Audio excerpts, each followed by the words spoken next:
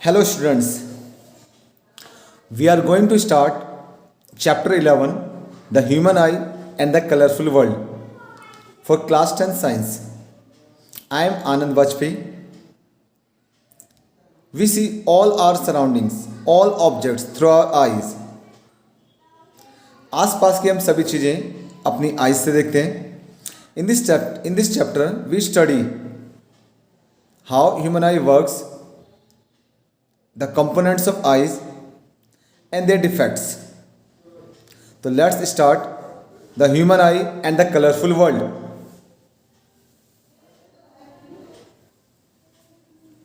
First of all, there is the structure of human eye. There are different components of human eye. Example, first that is cornea, iris, front part जो होता है ये cornea है, iris,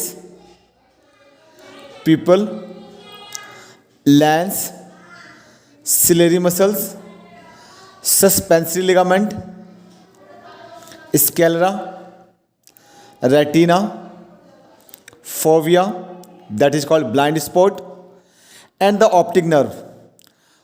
All these parts will be studied in the next slide. This is the whole components of human eye. That is called cornea, the front part cornea, bulging out part outward. This is iris, colorful part, lens, aqueous humor, suspensory ligament, retina, foeva, blind spot, optic nerve. So let's start each component one by one. The first part is cornea. This is cornea.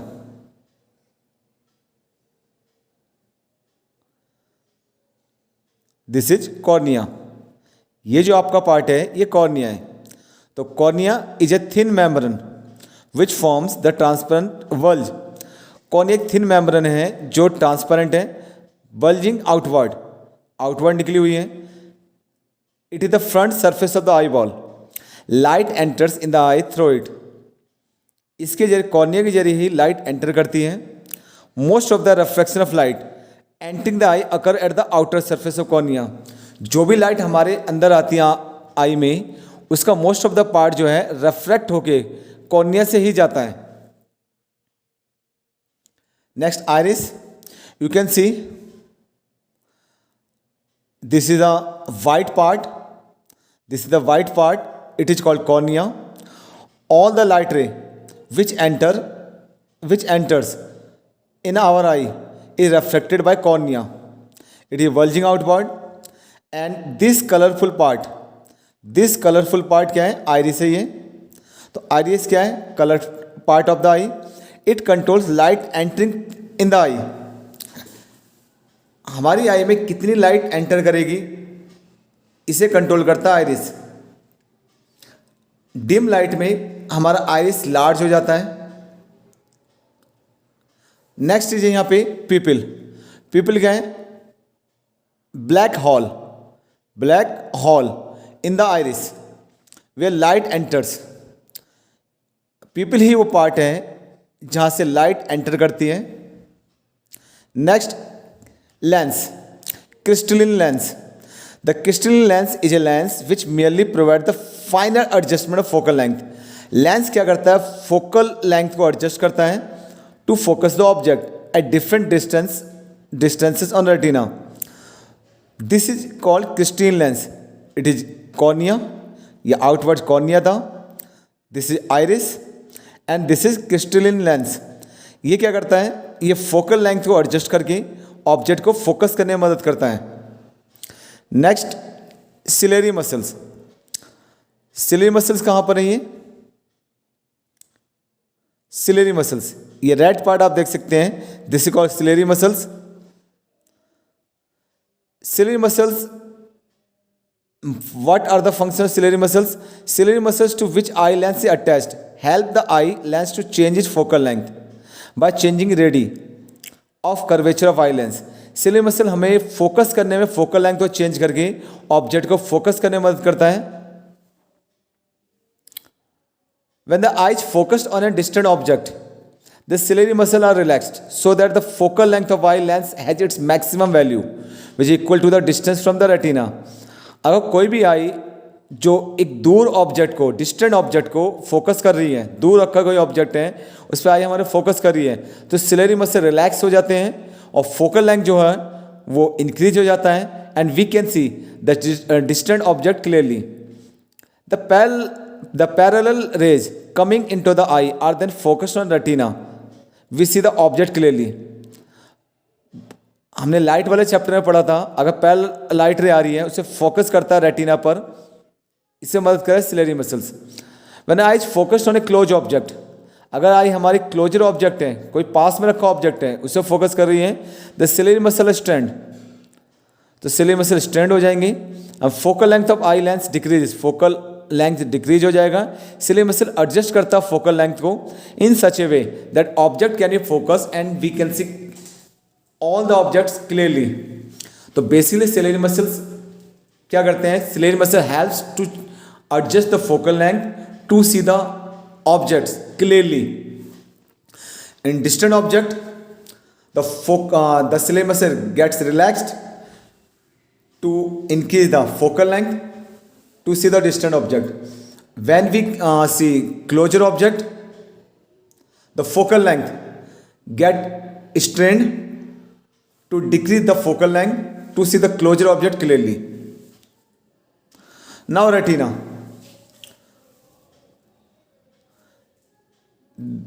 This is retina. Retina is a thin membrane. Retina is a part of eye where the image of different object is formed. MCQ में question आता है कि which part of eye form the image, image eye के किस part में बनती है, retina पे। All the lights meet at retina to form the image. Retina is the part of the eye where the image of different objects is formed. When the light raise fall on the retina, the light sensitive cells generate electrical signal and the signals are sent to the brain through the optic nerve where the image of an object is interpreted. तो retina वो part है जहाँ पे image बनती है। Retina पे कुछ sensitive sales होते हैं, रॉड्स एंड कॉन्स, जो जनरेट करते हैं electrical signal. Electrical signal brain तक जाता है ऑप्टिक नर्व से और ब्रेन जो है ऑब्जेक्ट को इंटरप्रेट करता है। Blind spot, the region between retina and optic nerve where there is no sensory cells is called blind spot. Retina और ऑप्टिक नर्व के बीच का वो हिस्सा जहाँ पे कोई सेंसरी सेल्स नहीं होते हैं, that is called blind spot. Image is not formed on blind spot.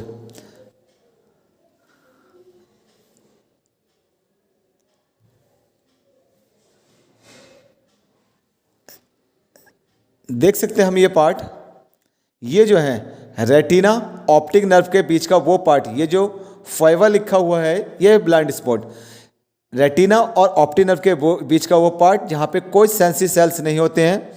If the light meets at this point, at this junction, there is no image.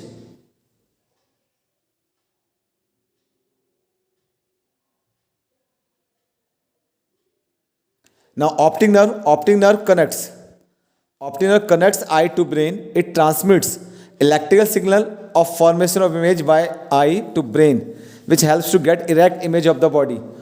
Optic nerve is nerve which connects eye to the brain. Aqueous humor. Aqueous humor is a transparent fluid containing low protein concentrations. Aqueous humor basically transparent fluid है। It fill the space between lens and cornea.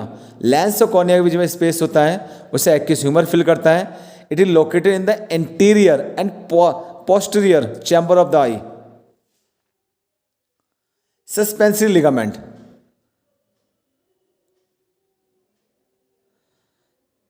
ये जो part है यह suspensory ligament. Suspensive ligament holds the lens in position, ये lens को hold करके रखता है। सस्पेंसिव लिगामेंट, ये सिलेरी मसल्स है आपके, और ये सस्पेंसिव लिगामेंट ये क्या करते हैं, ये hold the lens in the position. Now the human eye, human eye is a sense organ which helps us to see the colourful world around us. Human eye है जिसकी वजह से हम सारे इस कलरफुल वर्ल्ड को देख पाते हैं। Human eye is like a camera, its lens system forms an image a light sensitive skin called retina. जितनी इमेज होती हैं एक में लाइट सेंसिटिव स्किन है रेटिना। आई बॉल जो है वो eyeball of our eye is about 2.3 centimetre in diameter. Light enters through the eye through a transparent membrane called cornea. Behind cornea there is muscular diaphragm called iris, which is opening called pupil. Pupil control the amount of light entering the eye. The eye lens helps to focus the object on the retina. Ciliary muscle helps to change the curvature of the lens to change its focal length. It helps to see the objects clearly. Now let's talk about working of eye. The eye lens forms a real inverted image of the object on retina. Eye lens जो है real और inverted image बनाता है retina पर। They are light sensitive cells in retina that produce electric signal. आपने 9th class में पढ़ा होगा साउंड, जब भी कोई वाइब्रेशन होता है उस वाइब्रेशन को इलेक्ट्रिक सिग्नल में ब्रेन तक जाता है। सिमिलरली लाइट सेंसिटिव सेल होते हैं रेटिना पे, there are light sensitive cell on retina then produce electrical signal which are carried by the optic nerve to the brain. Retina पे कुछ लाइट सेंसिटिव सेल्स होते हैं जो इलेक्ट्रिकल सिग्नल प्रोड्यूस करते हैं और ये लेकर जाया जाता है ऑप्टिक नर्व द्वारा ब्रेन को। The brain process the information and send the message to the eye and then we see the object. Now power of accommodation क्या है? The ability to focus the image, ability to focus the object is called power of accommodation.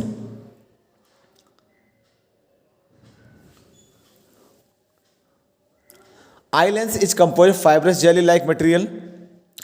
Eye lens से fibrous jelly-like material से बना है। इसका curvature change होता है ciliary muscle द्वारा। सिलेरी मसल रिलैक्स होते हैं जब हम डिस्टेंट ऑब्जेक्ट को देखते हैं, जिससे फोकल लेंथ इंक्रीज हो जाती है and we can see the distant object easily. जब हम दूर के ऑब्जेक्ट को देखते हैं तो सिलेरी मसल रिलैक्स होते हैं, जिससे फोकल लेंथ बढ़ जाता है और हम डिस्टेंट ऑब्जेक्ट देख पाते हैं। तो पावर अकोमोडेशन क्या है? The ability to focus the object to see them is called power of accommodation. Now let's talk about near point. Near point, the minimum distance at which the eye can see object clearly. वो minimum distance जिसे एक eye normally देख सकता है, that is called near point और least distance. और normal eye का जो नियर पॉइंट होता है दैट इज कॉल्ड 25 सेंटीमीटर। हम 25 सेंटीमीटर से कम नहीं देख पाते हैं क्लोजर ऑब्जेक्ट को। एंड द फार पॉइंट क्या है? The farthest distance up to the eye can see object clearly. और नॉर्मल आई की 25 सेंटीमीटर से इन्फिनिटी है। नियर पॉइंट क्या है? The minimum distance which one normal eye can see clearly, that is 25 centimetre. If we hold an object less than 25 centimetre in front of our eye we can not see it. अगर हम कोई भी object को अपनी आंखों के सामने 25 centimetre से कम रखते हैं तो ऐसे हम उसे नहीं देख पाएंगे। और फार पॉइंट क्या है? The maximum distance which one normal eye can see, it is 25 to infinity. Now defects. Defects, there are so many defects in our eyes. First is called myopia or nearsightedness. myopia में क्या होता है? अगर light enter कर रही है normal आई में, light कहाँ मीट करनी चाहिए? इस रेटिना पार्ट पर, इस रेटिना पार्ट में मीट करनी चाहिए नॉर्मल आई को। लेकिन if a person has myopia disease, अगर किसी पर्सन में मायोपिया बीमारी है, नियर साइटनेस बीमारी है, तो ऐसे में क्या हो, लाइट जो एंटर करेगी वो रेटिना से पहले मीट कर जाएंगी, रेटिना से पहले मीट करेंगी। तो myopia is a defect in which a person can see nearby object clearly but cannot see distant object. Myopia में नियर बाय चीज़ तो देख सकता है बट डिस्टेंट ऑब्जेक्ट नहीं देख सकता. And the light enters in our eye meets at a point before retina. तो reason क्या है इसका, क्यों ये पहले मिल रही है भाई? First of all eye ball का साइज इंक्रीज हो गया हो, increase curvature of eye lens, increase length of eye ball. It can be corrected by using suitable concave lens. अगर हम यहाँ पे कॉन्केव लेंस का यूज कर लें तो कॉन्केव लेंस में क्या होगा, इसकी फोकल लेंथ इंक्रीज हो जाएगी और जो कन्वर्जिंग पावर है वो डिक्रीज हो जाएगी and the image is formed at retina. Next है हाइपरमेट्रोपिया और फॉर साइटनेस. हाइपरमेट्रोपिया या फॉर साइटनेस क्या है? A person can see the distant object clearly. Person distant object को क्लियरली देख सकता है but can not see nearby object. वो नियर बाय ऑब्जेक्ट को नहीं देख सकता क्लियरली और उसका जो नियर पॉइंट होता है will become more than 25 centimetre. और लाइट जो भी एंटर करेगी, लाइट ही एंटर कर रही है, मिलनी चाहिए थी यहाँ रेटिना पर, लेकिन ये रेटिना से पे नहीं मिलकर कहीं दूर रेटिना से मिलेगी. तो क्या रीजन है?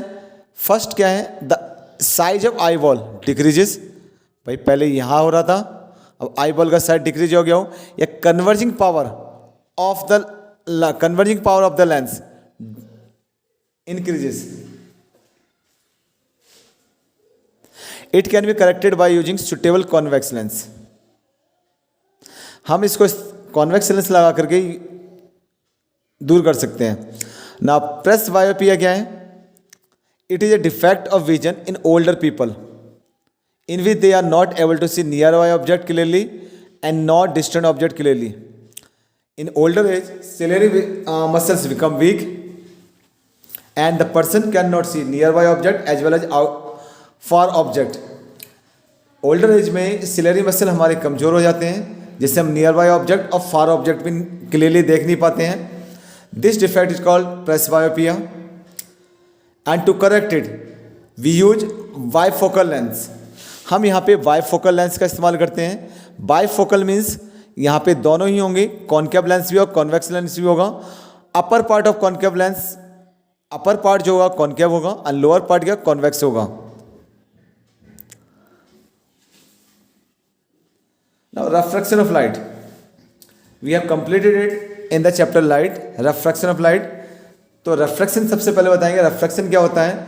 जब एक लाइट एक मीडियम से दूसरे मीडियम में एंटर करती है, जब एक लाइट एक मीडियम से दूसरे मीडियम में एंटर करती है, इट्स गेट्स बेंड, ये मुड़ जाती है. This phenomenon is called refraction of light. Now आप देख सकते हैं यहाँ पे एक ही ग्लास प्रिज्म है, ये जा रही एक लाइट रे, इंसिडेंट रे है. ये इंसिडेंट रे एयर से कहा है ग्लास में, तो इसे अगर जाना चाहिए था इस तरह से स्ट्रेट, लेकिन ये लाइट रे इंसिडेंट रे कहाँ हो गई, थोड़ी बेंट हो गई. ये हो गई ना, बेंट हो गई. ये क्या है? रिफ्रैक्शन हो रहा है. फिर ग्लास से कहाँ जा रही एयर में, फिर ये बेंट हो गई. तो इसमें ये जो एंगल है इंसिडेंट रे का, ये है रिफ्रैक्टेड रे का. तो ये जो डिफरेंस आ रहा है that is called angle of deviation. Angle of deviation. तो when a ray of light passes through glass prism, जब कोई लाइट रे ग्लास प्रिज्म से गुजरती है, it gets bent twice at the air glass and glass air. ये दो बार bent हो जाती है. दो बार मीन्स एयर से ग्लास, दो एयर से ग्लास में जा रही है, एक बार ये बेंट हुई, ग्लास से एयर में जा रही है, एक बार बेंट हुई. And the emergent ray deviated by an angle. जो इमर्जेंट रे है, ये रही इमर्जेंट रे जो निकल रही है यहाँ पर रिफ्लेक्टेड होने के बाद. तो emergent ray is deviated by an angle, this is called angle of deviation. ये हमारा एंगल ऑफ डेविएशन है.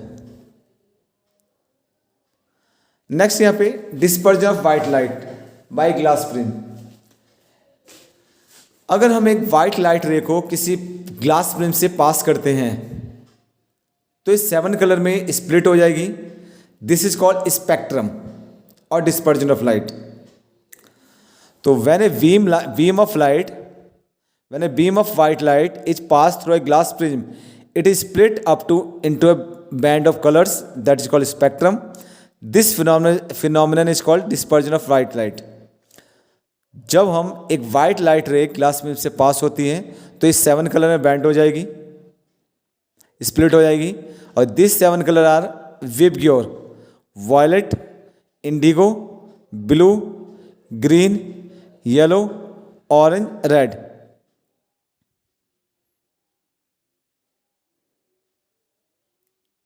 Orange red. रेड लाइट, जो रेड लाइट है bend the least, red light जो है कम बैंड होती है because it has a longer wavelength and the violet light indigo and blue has a shorter wavelength so it deviated most. अब dispersion of light, अभी हमने देखा था ये वाइट लाइट रे जा रही है, ये एयर से एंटर करी ग्लास में, तो एक मीडियम से दूसरे मीडियम में आ रही तो रिफ्रैक्ट हो गई by making some deviation angle, and this the whole phenomenon is called dispersion of light. VIBGYOR, violet, indigo, blue, green, yellow, orange, red. Red colour की जो वेवलेंथ होती है वो लॉन्गर होती है, so it spread less, deviated less. और violet की wavelength क्या शॉर्टर है तो इट गेट्स डेविएटेड मोर।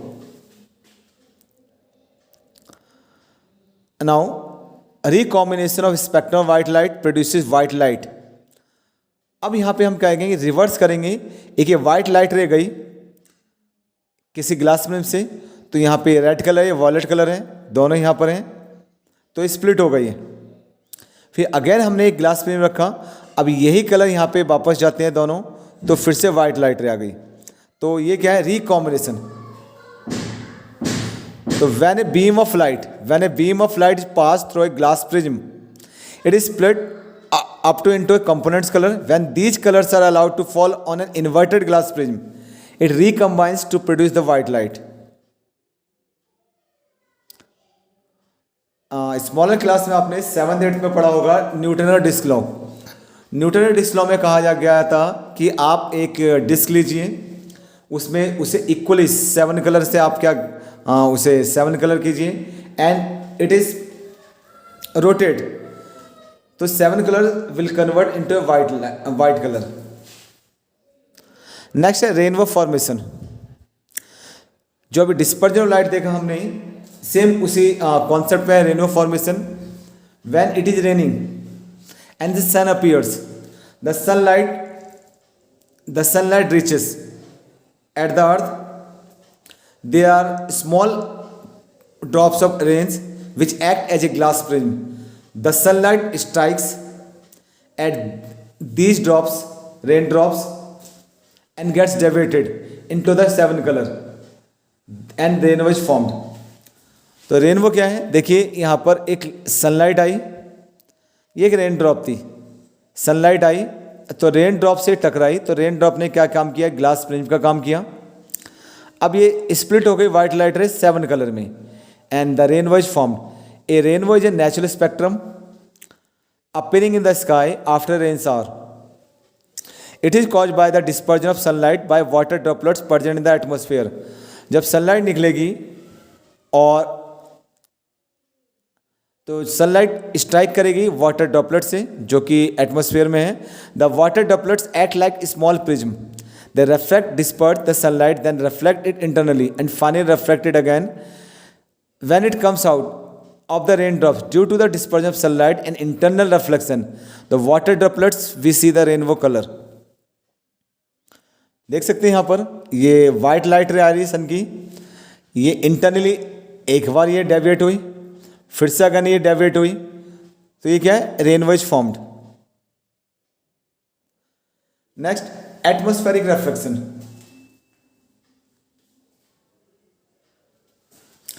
तो एटमॉस्फेरिक रिफ्लेक्शन क्या है, atmospheric reflection is due to gradual change in the refractive index of atmosphere. देखिए यहां जैसे आप मानिए, जैसे आपने पढ़ा था रिफ्रैक्टिव इंडेक्स, लाइट चैप्टर में पढ़ा था रिफ्रैक्शन ऑफ लाइट में, तो ये क्या होता है, रिफ्रैक्टिव इंडेक्स क्या है, the speed of the ratio of speed of light in one medium to the ratio of speed of light in second medium. It is called refractive index. जब अगर हम स्टार्स को देखते हैं तो स्टार्स जैसे ट्विंकल नज़र आते हैं। जब कोई लाइट स्काई से नीचे की ओर आ रही है, अर्थ की ओर आ रही है, तो हमारे एटमॉस्फेयर में बहुत सारे डस्ट पार्टिकल्स होते हैं, गैसेस होती हैं और मॉइस्चर होता है, वेपर होता है। इन सब का रेफ्रेक्टिव इंडेक्स मीन्स इन सब में लाइट की स्पीड डिफरेंट डिफरेंट होती है। तो ऐसे में क्या होता है, जब सनलाइट आ रही है या कुछ लाइट आ रही है जो स्काई से आ रही है, वो इनसे टकराती है, तो इसका रेफ्रेक्टिव इंडेक्स अलग अलग होने की वजह से ये कहते हैं, हमें अपरेंट पोजीशन दिखाते हैं। तो एटमॉस्फेयर रिफ्रैक्शन क्या है? The refraction caused by atmosphere and its component is called atmospheric refraction. The atmospheric refraction is caused by the components of atmosphere. तो atmospheric refraction is due to gradual change. Atmospheric refraction क्या है? धीरे धीरे change आता है refractive index में atmosphere के। Refractive index of the atmosphere gradually increases toward the surface of the earth. जैसे से कोई लाइट रे स्काई से आ रही है अर्थ की ओर, तो ऐसे में क्या होगा,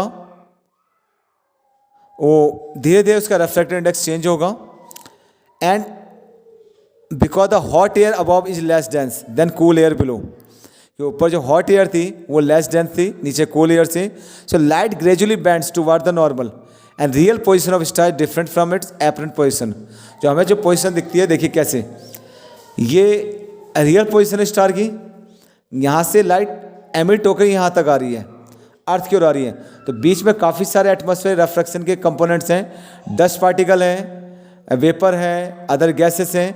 इनसे धीरे धीरे रिफ्रैक्टिव चेंज होता है और इसकी वजह से हमें इसकी पोजीशन कहाँ, यहाँ दिखाई देती है। देखिए, दिस इज स्टार से लाइट आई, तो यहाँ से फिर से देखो, यहाँ कोई आया, एटमॉस्फेयर पार्टिकल आया, मान लो डस्ट पार्टिकल है, अदर गैसेस हैं, वेपर है, मॉइस्चर है, यहाँ से बैंड हो गई है, फिर अगेन ये बैंड हो गई। तो यहाँ से हमें क्या दिखाई दे रही है? अगर ये इमर्जेंट निकली यहाँ पर, तो स्टार यहाँ है, तो एपरेंट पोजीशन कहाँ दिखाई दे रहा है? स्टार की यहाँ पर दिखाई दे रहा है। तो it is called atmospheric refraction. तो in simple word, when any source of light enters through sky to the earth's surface, there are so many components in the earth's atmosphere called gases, vapor, moisture, which make the light refracted. That's why the apparent position of the celestial body is different from their real position. Now, tingling of star. तारे क्यों टिमटिमाते हैं? Similarly, पहले simple English में बताता हूँ। देखिए, we know that star emits their own light. Star अपनी लाइट खुद एमिट करते हैं। When the light of stars enters through them to the earth atmosphere, there are different components of atmosphere which causes different refractive index, and they sometimes twinkle and they sometimes gets fainter, so we can see the stars twinkling. तो next यहाँ देखते हैं, the twinkling of star is due to atmospheric refraction. जो तारों का टिमटिमाना है वो atmosphere refraction की वजह से स्टार लाइट की, and due to the changing in the position of the stars, due to the changing in the position of stars and the movement of layers of atmosphere. Changing होती रहती है position stars की, movement जो होती है layers की, atmosphere की। So the light from the stars is sometime brighter and sometime fainter and it appears twinkle. ये हमें ट्विंकल दिखाई देते हैं। कहने का मतलब twinkle of star is a result of atmospheric refraction. तो the movement of stars continuously changes and they are different atmosphere layer which changes the refractive index of the light, and they sometimes appear brighter and sometimes fainter, so we can see the star as twinkling. But planets twinkle नहीं होते। why? Question आता है ये। तो planets जो हैं, planets are closer to the earth than stars. Planet जो भी प्लैनेट्स हैं वो क्लोजर अर्थ के स्टार से। The light from stars are considered as point source of light. जो भी लाइट आ रही है वो क्या हो रही है, एक पॉइंट सोर्स से आ रही है। पॉइंट सोर्स का होता है एक बहुत ही डिस्टेंट पॉइंट है, वहां से आ रही है। The light from planets are considered as extended source. Star से लाइट जो आ रही है बहुत ही फार पॉइंट से आ रही है, तो फार पॉइंट को हमने एक पॉइंट की तरह मान लिया। जबकि जो प्लैनेट से लाइट आ रही है वो एक्सटेंडेड सोर्स से आ रही है, एक लार्ज सोर्स से आ रही है। So the light from the planets nullify the twinkling effect, उससे ट्विंकल नहीं होते वो। नेक्स्ट यहाँ पे advance sunrise and delayed sunset. Advance sunrise means the sun is visible to us about 2 minutes before sunrise and about 2 minutes after sunset due to atmospheric refraction। जो सन हमें sunrise से 2 minute पहले से, एक्चुअल सनराइज से 2 minute पहले से दिखाई देने लगता है, and after sunset it also appears 2 minutes more. It is called by atmospheric reflection. देख सकते हैं हम यहाँ पर, ये रियल पोजिशन है स्टार की। Suppose this is the horizon point. When the sun is below the horizon point, so it emits the light, and due to atmospheric refraction it becomes apparent position and it becomes visible before 2 minutes। Similarly, if the sunrise, if sunset हो गया यहाँ पर जो real position है, लेकिन ये apparent position क्या है, इसकी लाइट एमिट हो रही है, तो एटमॉस्फेयर रिफ्लेक्शन की वजह से ये क्या होगा, 2 मिनट तक हमें दिखाई देगी। Tyndall effect, we have studied it in the 9th class syllabus। When a beam of light passes through a colloidal solution and the path of light becomes visible due to the scattering of light by colloid particle, this is called Tyndall effect। जब एक beam of light pass होती है colloidal solution से और the path of light becomes visible to us, this is called Tyndall effect। देख सकते हैं, आपने बहुत बार देखा होगा, इस तरह का फिनोमिनन देखा होगा। लाइट पास हो रही है, यहाँ पे बीच में बहुत सारे एटमॉस्फेरिक पार्टिकल्स होते हैं, तो लाइट पास हो रही है, तो यह लाइट जब भी इस एटमॉस्फेयर रिफ्लेक्शन से पास हो रही है तो इसका हमें पाथ दिख रहा है, this is called Tyndall effect। ये सब Tyndall effect है, देख सकते हैं लाइट पास हो रही है, इसका पाथ भी हमें विजिबल है, this is called Tyndall effect। ठीक है ना। ये नेक्स्ट यहाँ पे, why is the color of clear sky blue? We know that a large portion of the earth's surface is covered with water, ocean water। About 2/3 surface of the earth is covered by water। When the sunlight reaches at the surface of the earth, it gets refracted। ये water body से टकरा के ये refract होता है, white light refract होके तो wallet Indigo colour जिसकी शॉर्टर वेवलेंथ है वो स्कैटर हो जाता है, एंड जो रेड कलर येलो ऑरेंज है जिसकी लॉन्गर वेवलेंथ है वो स्कैटर लिस्ट होते हैं, and the sky becomes blue. The fine particles in the atmosphere size larger than wavelength of visual light. जो फाइन एटमोस्फियर के जो पार्टिकल होते हैं स्मॉलर होते हैं विजुअल लाइट्स के वेवलेंथ से भी, they can scatter the light which है शॉर्टर वेवलेंथ, वो स्कैटर कर देते हैं जिसकी शॉर्टर वेवलेंथ होती है। And then red light, blue light जिसकी शॉर्टर वेवलेंथ है वो मोस्ट स्कैटर होती है, रेड लाइट जिसकी लॉन्गर वेवलेंथ है वो कम स्कैटर होती है। When sunlight passes through atmosphere, the fine particle in the atmosphere scatter the blue colour more strongly than red,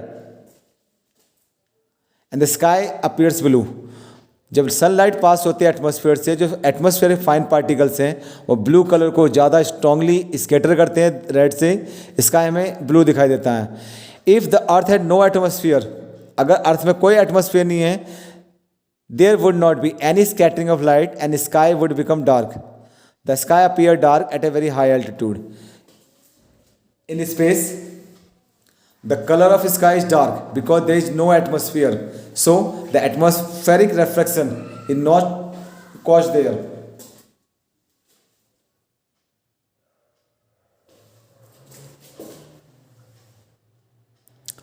देख सकते हैं यहाँ पर हम, ये सनलाइट है, यहाँ से सनलाइट आई, ये अर्थ के एटमॉस्फेयर से टकराई, तो जो ब्लू कलर है इंडिगो ब्लू कलर है जिसकी शॉर्टर वेवलेंथ है वो देख रहे हो यहाँ पे ज़्यादा स्कैटर हो रहा है, ये सब स्कैटर हो गए, ये स्कैटर हो गए यहाँ पर, इसलिए पूरा इसका कलर कैसा हो गया, ब्लू हो गया।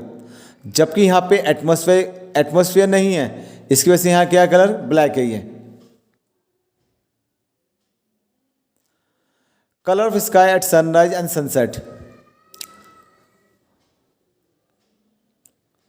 तो at sunrise and at sunset the sky is near the horizon and light from the sun travel through thicker layer of atmosphere longer distance through the atmosphere. जब सनराइज सनसेट होता है और सन हॉरिजन के पास है, सन हॉरिजन के पास है, तो white light ray appears and there different components in the atmosphere. Violet indigo color has a shorter wavelength and it scatters the most, while reddish orange color has a longer wavelength, so they scatter the least. And the position and the area surrounded by sun, area surrounded of sun appears reddish. Thank you very much.